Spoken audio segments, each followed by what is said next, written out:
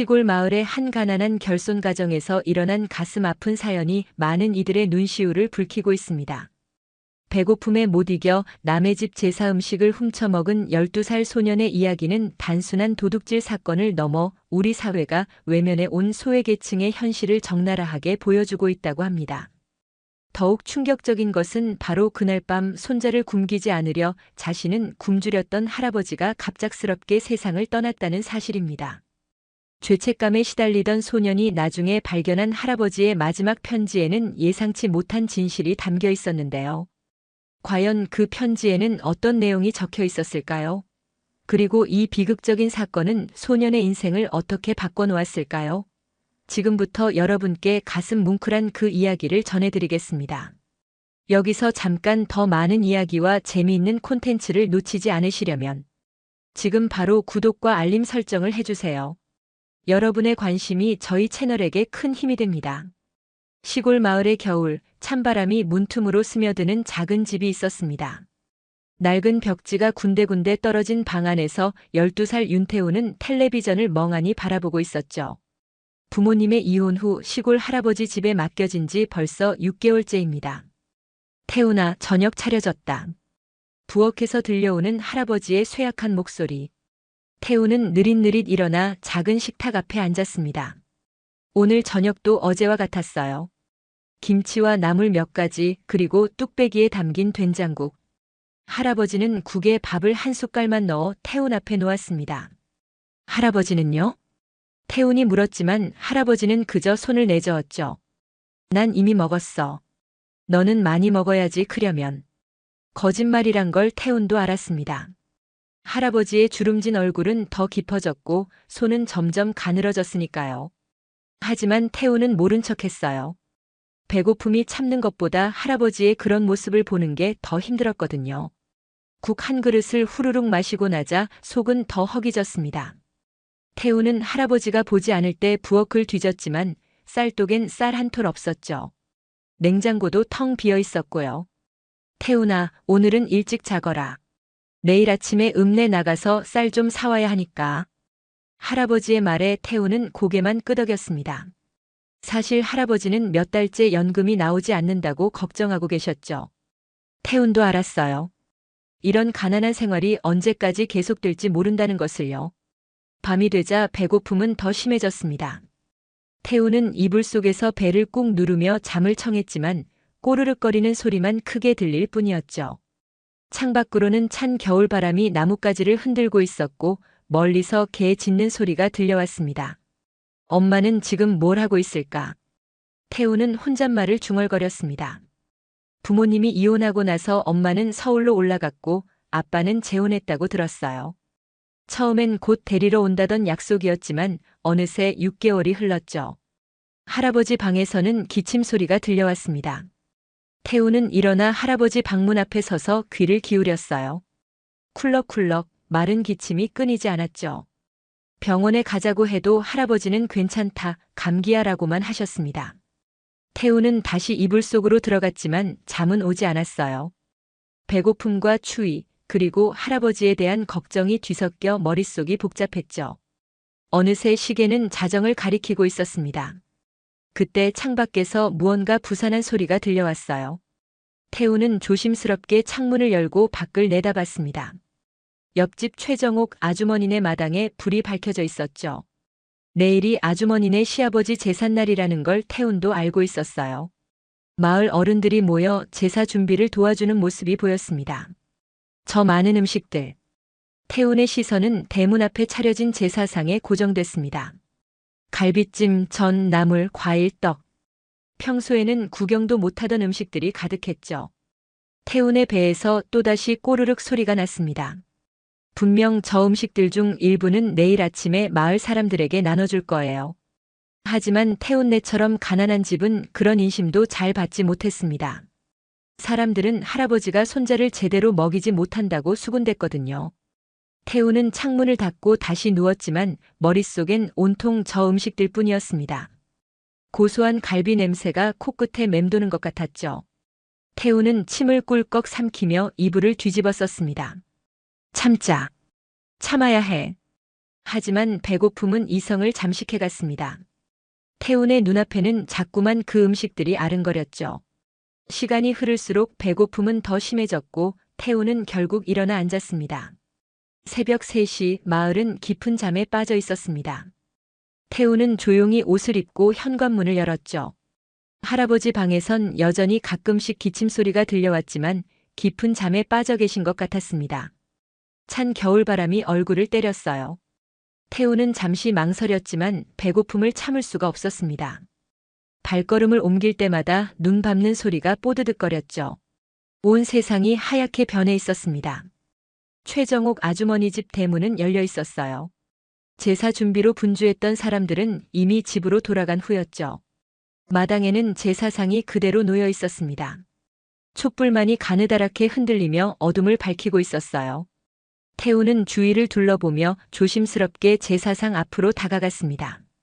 가까이 가니 음식 냄새가 더 진하게 났죠. 갈비찜에서는 아직도 김이 모락모락 피어올랐고 송편은 윤기가 자르르 흘렀습니다. 잠깐만. 조금만. 태우는 떨리는 손으로 젓가락을 집어들었어요. 처음엔 전 하나만 먹으려 했지만 입에 넣자마자 멈출 수가 없었습니다. 따뜻한 음식이 목구멍을 타고 내려가자 온몸이 녹아내리는 것 같았죠. 갈비 1점, 송편 2개, 나물 몇 젓가락. 태우는 정신없이 음식을 입에 넣었습니다. 그동안 참았던 배고픔이 폭발하듯 쏟아져 나왔어요. 눈물이 났지만 그게 감동인지 죄책감인지는 알 수 없었죠. 갑자기 어디선가 개 짖는 소리가 들렸습니다. 태우는 화들짝 놀라 젓가락을 떨어뜨렸어요. 심장이 미친 듯이 뛰었죠. 하지만 다행히 아무도 나오지 않았습니다. 이제 그만. 태우는 재빨리 입가를 닫고 제자리로 돌아왔어요.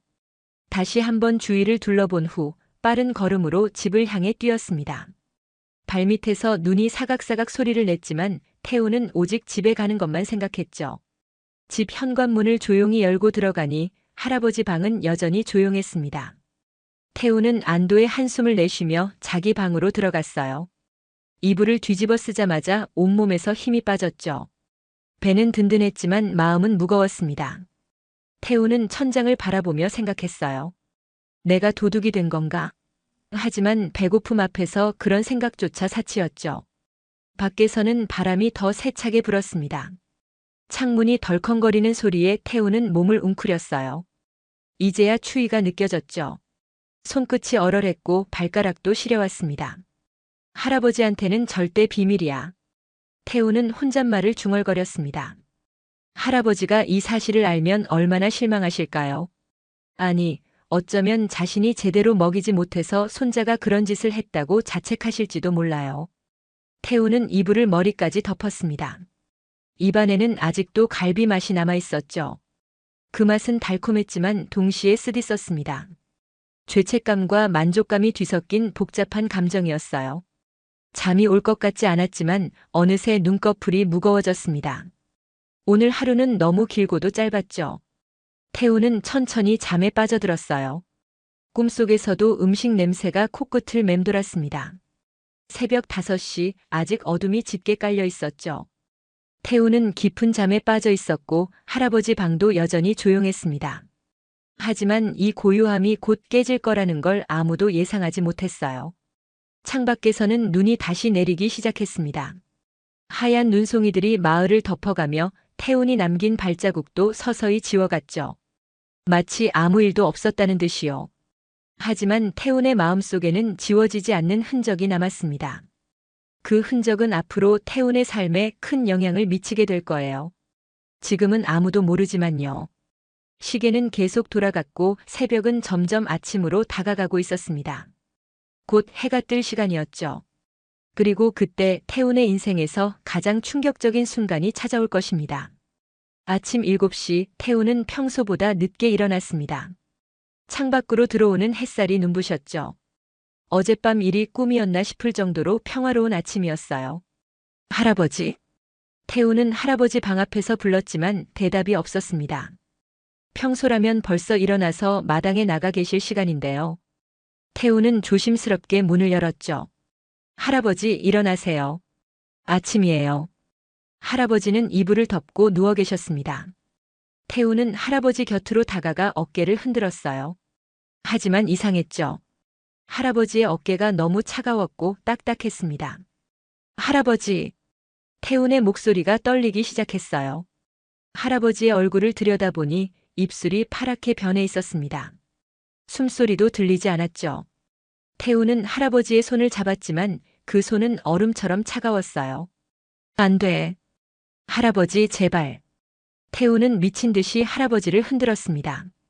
하지만 할아버지는 꼼짝도 하지 않았죠. 태훈의 눈에서 눈물이 주르륵 흘러내렸어요. 목소리가 나오지 않았습니다.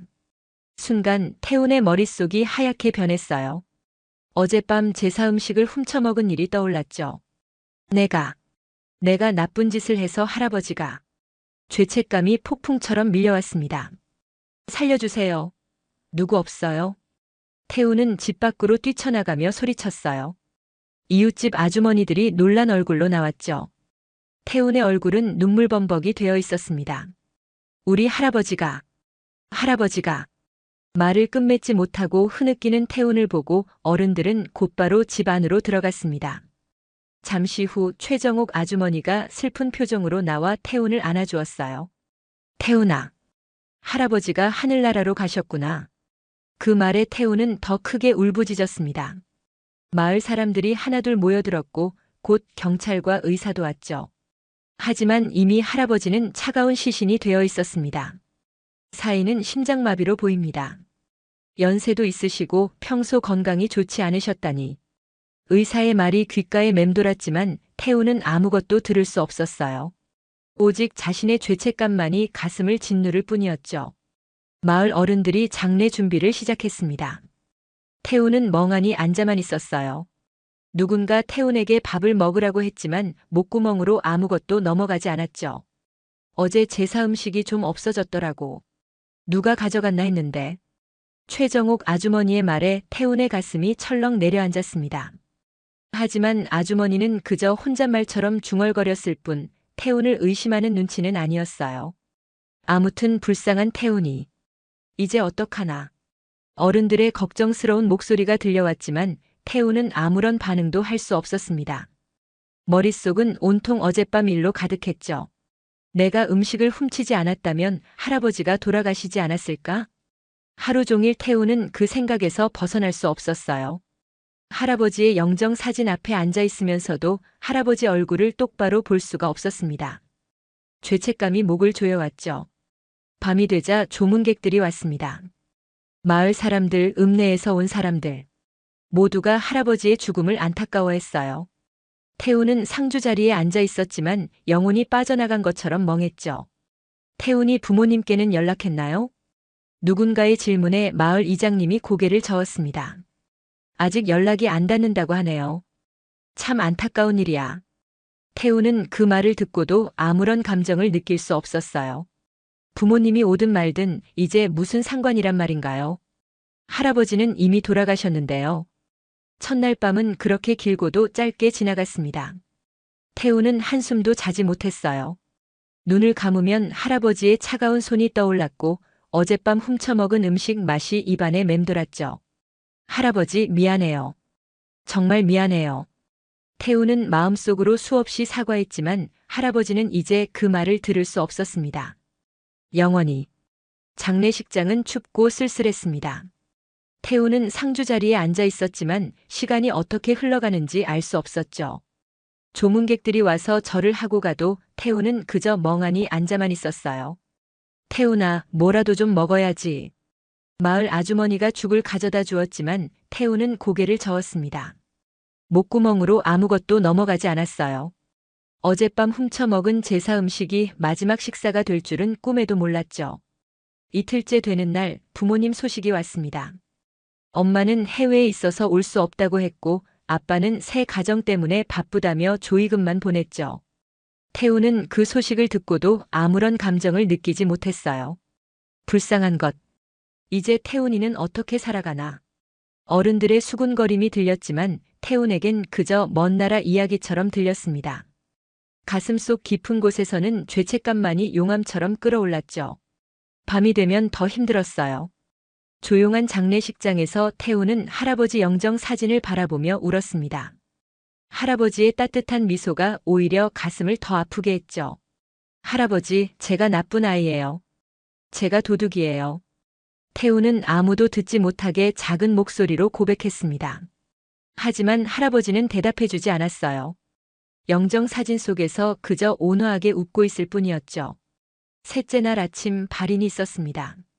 할아버지의 관이 운구차에 실렸고 마을 사람들이 뒤를 따랐어요. 태우는 상주 완장을 차고 맨 앞에 섰지만 다리에 힘이 없어 비틀거렸죠. 화장장으로 가는 길은 멀게만 느껴졌습니다. 차창 밖으로 보이는 풍경들이 흐릿하게 지나갔어요. 태우는 할아버지와 함께 걸었던 이 길들을 다시는 함께 걸을 수 없다는 사실이 믿기지 않았죠. 할아버지가 참 태훈이를 아꼈는데. 운전기사 아저씨의 말에 태훈의 눈물이 또 흘러내렸어요. 그래요, 할아버지는 태훈을 정말 사랑했죠. 자신은 굶으면서도 태훈에게는 밥 한 숟갈이라도 더 먹이려 했으니까요. 화장장에 도착하자 마지막 인사를 할 시간이 왔습니다. 태훈은 할아버지 관 앞에 무릎을 꿇었어요. 이제 정말 마지막이었죠. 할아버지, 저 때문에 돌아가신 거죠? 태훈의 울음소리가 화장장에 울려 퍼졌습니다. 어른들은 그저 슬픔에 겨워 우는 줄만 알았어요. 태훈의 마음속 깊은 죄책감을 아는 사람은 아무도 없었죠. 관이 화장로에 들어가는 순간 태훈은 주저앉았습니다. 이제 정말 끝이었어요. 다시는 할아버지를 볼 수 없다는 현실이 가슴을 짓눌렀죠. 1시간 후 작은 유골함이 나왔습니다. 태훈은 떨리는 손으로 그 함을 받아들었어요. 믿을 수 없을 만큼 가벼웠죠. 할아버지의 모든 것이 이 작은 함 안에 담겼다니요. 이제 집으로 가자, 태훈아. 마을 이장님이 태훈의 어깨를 두드렸습니다. 집. 이제 할아버지 없는 그 집이 진짜 집일까요? 태훈은 유골함을 꼭 안고 차에 올랐어요. 돌아오는 길 태훈은 창밖을 멍하니 바라봤습니다. 겨울 들판이 황량하게 펼쳐져 있었죠. 마치 태훈의 마음처럼요. 집에 도착하자 낯선 느낌이 들었어요. 불과 사흘 전까지 할아버지와 함께 살던 집인데 이제는 텅 빈 공간처럼 느껴졌죠. 태훈은 할아버지 방 앞에 서서 한참을 망설였습니다. 들어가 봐, 태훈아. 할아버지가 뭘 남기셨을지도 모르잖아. 이장님의 말에 태훈은 조심스럽게 문을 열었어요. 할아버지 방은 여전히 그대로였죠. 낡은 장롱, 오래된 이불, 그리고 작은 책상. 태훈은 방 안으로 들어가 할아버지가 쓰시던 이불을 만져봤습니다. 아직도 할아버지 냄새가 나는 것 같았어요. 눈물이 또 흘러내렸죠. 그때 책상 서랍에서 뭔가 보였습니다. 태훈은 서랍을 열어봤어요. 그 안에는 작은 수첩과 함께 봉투 하나가 들어있었죠. 봉투에는 태훈이에게라고 적혀 있었습니다. 태훈은 떨리는 손으로 봉투를 집어들었습니다. 할아버지의 글씨가 삐뚤빼뚤했지만 분명 태훈이에게라고 적혀 있었죠. 하지만 태훈은 봉투를 열 용기가 나지 않았어요. 대신 품에 꼭 안고 할아버지 이불에 얼굴을 묻었습니다. 태훈아, 이제 앞으로 어떻게 할 거니? 이장님이 걱정스러운 목소리로 물었지만 태훈은 대답할 수 없었어요. 21살 삼촌이 있긴 했지만 군대에 가 있었고 친척들도 모두 멀리 살았죠. 결국 태훈은 당분간 마을 사람들의 도움을 받으며 혼자 지내기로 했습니다. 장례식이 끝나고 며칠이 지났지만 태훈은 여전히 아무것도 먹지 못했어요. 마을 아주머니들이 반찬을 가져다 줘도 밥 한 숟갈 뜨는 게 힘들었죠. 입안에 음식을 넣으면 자꾸만 그날 밤 훔쳐먹은 제사 음식 맛이 떠올랐거든요. 태훈아, 이러다 내가 쓰러지겠다. 할아버지가 하늘에서 보시면 얼마나 속상하시겠니? 최정옥 아주머니가 걱정스럽게 말했지만 태훈은 고개만 저었습니다. 그 말을 들으니 더욱 가슴이 아팠어요. 자신이 아주머니네 제사 음식을 훔쳐먹은 바로 그날 밤 할아버지가 돌아가셨다는 사실이 너무나 무거웠죠. 학교도 가지 못했습니다. 선생님이 찾아와 위로해주고 갔지만 태훈은 교실에 앉아있을 자신이 없었어요. 친구들의 시선도 무서웠고 무엇보다 평범한 일상으로 돌아갈 수 없을 것 같았죠. 어느 날 저녁 태훈은 혼자 집에 있었습니다. 텔레비전도 켜지 않은 채 어둠 속에 앉아 있었죠. 갑자기 배에서 꼬르륵 소리가 났어요. 며칠을 제대로 먹지 못했으니 당연했죠. 태우는 부엌으로 가서 냉장고를 열었습니다. 아주머니들이 가져다 준 반찬이 가득했어요. 하지만 젓가락을 들 수가 없었죠. 그때 문득 그날 밤 먹었던 갈비찜 맛이 생생하게 떠올랐습니다. 태우는 입을 막고 화장실로 뛰어갔어요. 아무것도 먹지 않았는데도 속이 뒤틀렸죠. 그 음식 맛이 입안에서 떠나지 않았습니다. 달콤했던 그 맛이 이제는 쓰디쓴 죄책감으로 변해 있었어요. 밤이 깊어지자 태우는 할아버지 방으로 갔습니다. 며칠 동안 외면했던 그 봉투를 다시 꺼냈죠. 이번엔 용기를 내서 봉투를 열어봤어요. 안에는 낡은 편지지 한 장이 들어 있었습니다. 우리 태훈이에게. 할아버지의 떨리는 글씨가 눈에 들어왔어요. 태우는 눈물을 참으며 편지를 읽기 시작했죠. 하지만 첫 문장을 읽자마자 흐느낌이 터져 나왔습니다. 다시 봉투를 접어넣고 태우는 할아버지 이불을 끌어안았어요.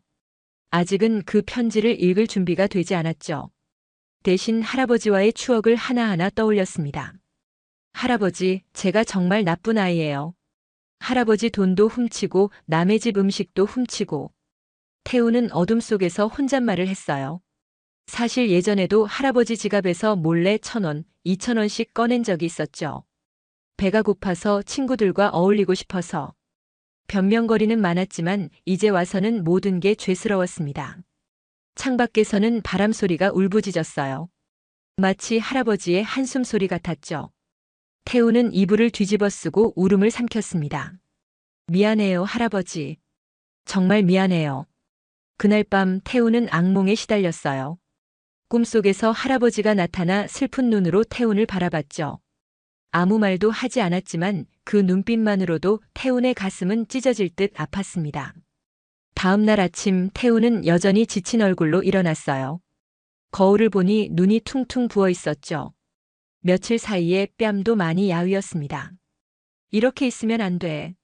할아버지가 걱정하실 거야. 태훈은 스스로에게 말했지만 여전히 아무것도 할 수 없었어요. 그저 하루하루를 버티는 것만으로도 벅찼죠.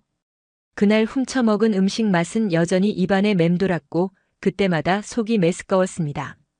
죄책감은 시간이 지날수록 더 깊어졌어요. 태우는 자신이 저지른 일 때문에 할아버지가 돌아가셨다고 확신했죠. 비록 의사는 심장마비라고 했지만 태훈의 마음속에선 다른 진실이 있었습니다. 일주일이 지났지만 태훈은 여전히 집 밖으로 나가지 못했습니다. 학교에서는 계속 연락이 왔지만 태훈은 전화도 받지 않았죠. 마을 사람들이 걱정하며 찾아왔지만 태훈은 방문을 걸어 잠그고 나오지 않았어요. 어느 날 오후 최정옥 아주머니가 또 찾아왔습니다.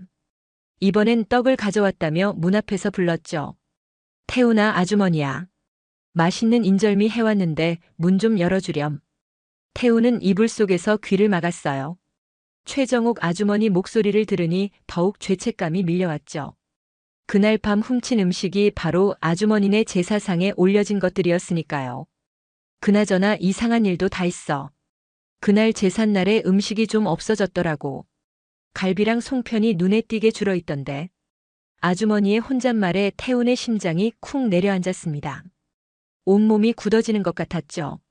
설마 자신을 의심하는 건 아닐까요? 길고양이가 물어갔겠지. 아니면 배고픈 누군가가 가져갔을 수도 있고. 요즘 같은 세상에 뭐. 아주머니는 한숨을 쉬며 떡그릇을 문 앞에 놓고 갔습니다. 태우는 한참 후에야 문을 살짝 열고 밖을 내다봤어요. 하얀 인절미가 예쁘게 담겨 있었지만 태우는 손도 대지 못했죠. 저녁이 되자 마을 이장님이 찾아왔습니다. 이번엔 중요한 이야기가 있다며 꼭 만나자고 했어요. 태우는 마지못해 문을 열었죠. 태훈아, 이렇게 있으면 안 돼. 학교도 가야 하고 앞으로 살 길도 생각해야지. 이장님의 말에 태훈은 고개를 숙였습니다. 무슨 말을 해야 할지 몰랐어요. 내 삼촌이 다음 달에 제대한다더구나.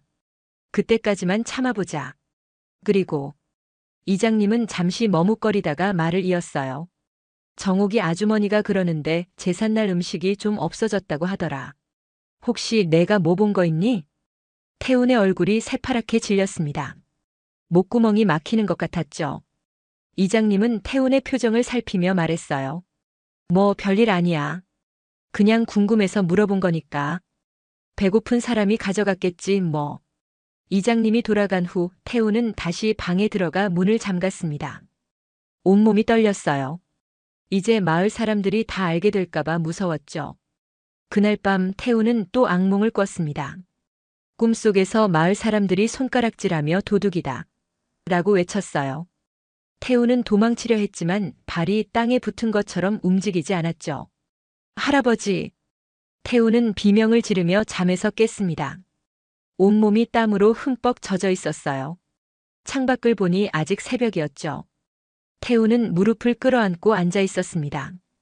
이제 어떻게 하지? 모두가 알게 되면. 태운의 머릿속은 복잡했어요. 자백하고 싶은 마음과 숨기고 싶은 마음이 충돌했죠. 하지만 무엇보다 무서운 건 이 비밀이 할아버지의 죽음과 연결되어 있다는 사실이었습니다.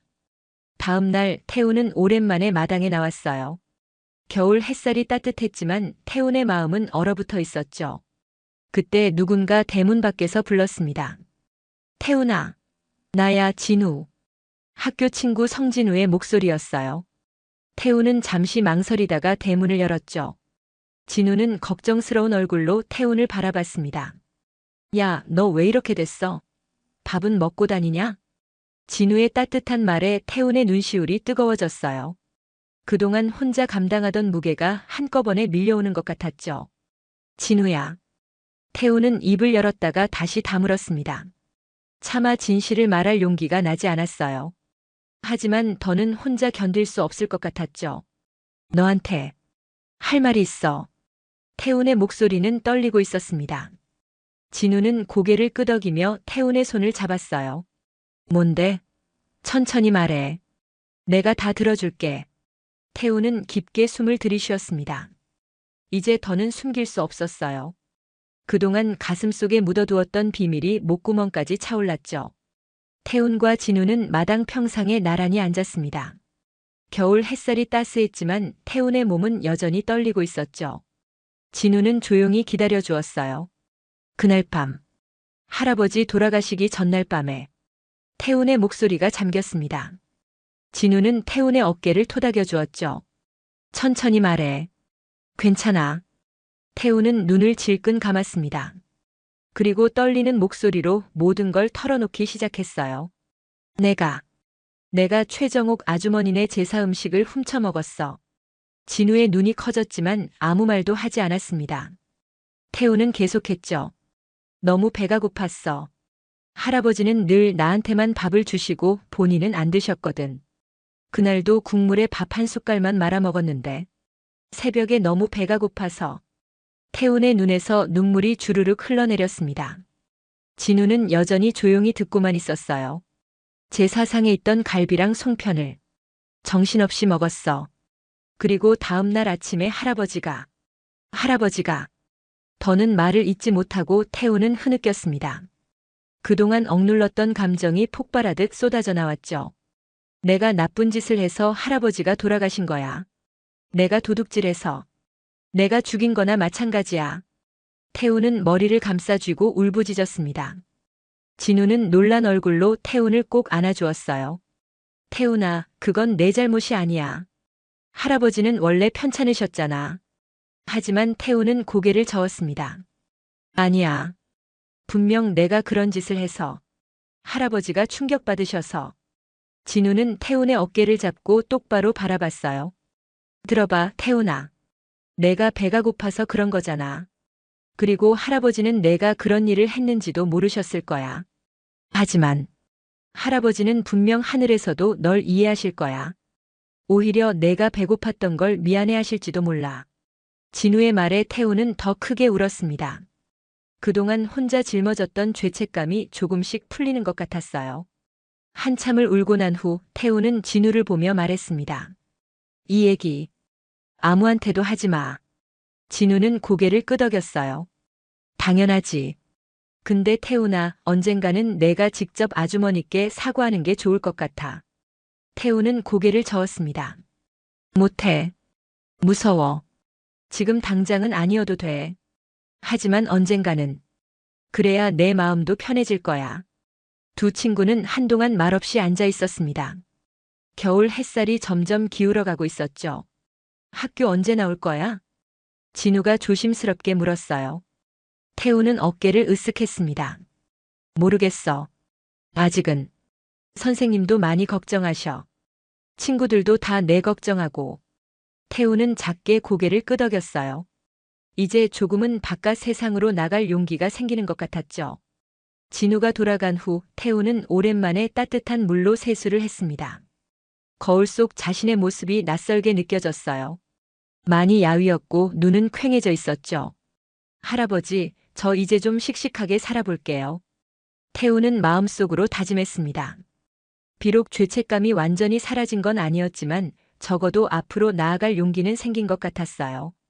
그날 저녁 태우는 오랜만에 밥을 먹었습니다. 아주머니들이 가져다 준 반찬으로 차린 소박한 밥상이었지만 며칠 만에 제대로 된 식사였죠. 밥알 하나하나를 소중히 씹어 먹었어요. 식사를 마치고 태우는 할아버지 방으로 갔습니다. 며칠 전 읽지 못했던 그 편지가 아직도 책상 위에 놓여 있었죠. 이번엔 용기를 내서 편지를 펼쳤어요. 우리 태훈이에게. 할아버지의 글씨가 눈에 들어왔습니다. 태훈은 심호흡을 하고 천천히 읽어내려갔죠. 하지만 첫 줄을 읽자마자 또다시 눈물이 쏟아졌어요. 우리 태훈이에게. 할아버지가 쓰는 마지막 편지가 될지도 모르겠구나. 요즘 자꾸 숨이 차고 가슴이 아파서 말이다. 의사는 병원에 가자고 하는데 돈도 없고 너 혼자 두고 갈 수가 없어서 그냥 참고 있단다. 태훈아, 할아버지가 미안하다. 내가 배고픈 거 다 알면서도 제대로 먹이지 못해서. 밤마다 내 배에서 꼬르륵 소리 날 때마다 할아버지 가슴이 찢어지는 것 같았어. 혹시 내가 가끔 지갑에서 돈을 가져간 것도 알고 있단다. 하지만 한 번도 야단치지 않았지? 내가 얼마나 배고프고 힘들었으면 그랬겠니? 할아버지가 제대로 돌봐주지 못해서 그런 거란다. 며칠 전엔 쌀이 떨어져서 어쩔 수 없이 내게만 밥을 해줬는데 넌 모른 척 다 먹어주더구나. 할아버지가 안 먹는 거 알면서도. 그런 착한 마음 가진 내가 얼마나 대견한지 몰라. 태훈아, 할아버지가 없어도 너무 슬퍼하지 마라. 내가 건강하고 바르게 자라는 게 할아버지 소원이란다. 배고플 땐 아랫방 장롱 맨 밑 서랍에 비상금 조금 숨겨뒀으니 꼭 찾아서 써라. 그리고 태훈아, 세상 살다 보면 때로는 나쁜 선택을 할 수도 있어. 하지만 그게 너라는 사람을 나쁘게 만드는 건 아니란다. 중요한 건 그 다음이야. 반성하고 더 나은 사람이 되려고 노력하는 것. 할아버지는 내가 어떤 잘못을 저질러도 널 사랑한단다. 내가 내 손자인 게 얼마나 자랑스러운지 몰라. 비록 가난하게 살았지만 우리 둘이 함께한 시간은 할아버지 인생에서 가장 행복한 시간이었어. 마지막으로 태훈아, 밥은 꼭 잘 챙겨 먹어라. 할아버지가 못 먹여서 늘 미안했는데 이제라도 내가 배불리 먹는 모습을 하늘에서 지켜볼게. 사랑한다, 우리 태훈이. 2024년 10월 20날 할아버지가. 편지를 읽는 내내 태훈은 흐느꼈습니다. 할아버지가 모든 걸 알고 계셨다니요. 자신이 돈을 훔친 것도 배고픈 것도 모든 걸 알면서도 한 번도 나무라지 않으셨던 할아버지. 할아버지. 태훈은 편지를 가슴에 꼭 안고 울었습니다. 죄책감과 그리움, 후회와 감사함이 뒤섞여 가슴이 터질 것 같았죠. 편지에 적힌 대로 태훈은 아랫방 장롱을 뒤졌습니다. 맨 밑 서랍 구석에서 낡은 봉투 하나를 발견했죠. 안에는 10만 원권 5장과 쪽지 하나가 더 있었어요. 태훈아, 이 돈으로 며칠은 버틸 수 있을 거야. 삼촌이 올 때까지만 참아라. 할아버지는 늘 내 곁에 있단다. 태훈은 다시 눈물을 쏟았습니다. 할아버지의 사랑이 너무나 크게 느껴졌어요. 그리고 동시에 자신의 행동이 더욱 부끄러워졌죠. 다음 날 아침 태훈은 오랜만에 일찍 일어났습니다. 세수를 하고 깨끗한 옷을 입었죠. 그리고 최정옥 아주머니 집으로 향했어요. 대문 앞에서 한참을 망설이다가 태훈은 초인종을 눌렀습니다. 아주머니가 나와 태훈을 보고는 반갑게 맞아주었죠. 어머, 태훈이. 이제 좀 괜찮니? 얼굴이 많이 좋아졌네. 태훈은 고개를 숙였습니다. 목구멍까지 차오른 말을 꺼내기가 너무 어려웠어요.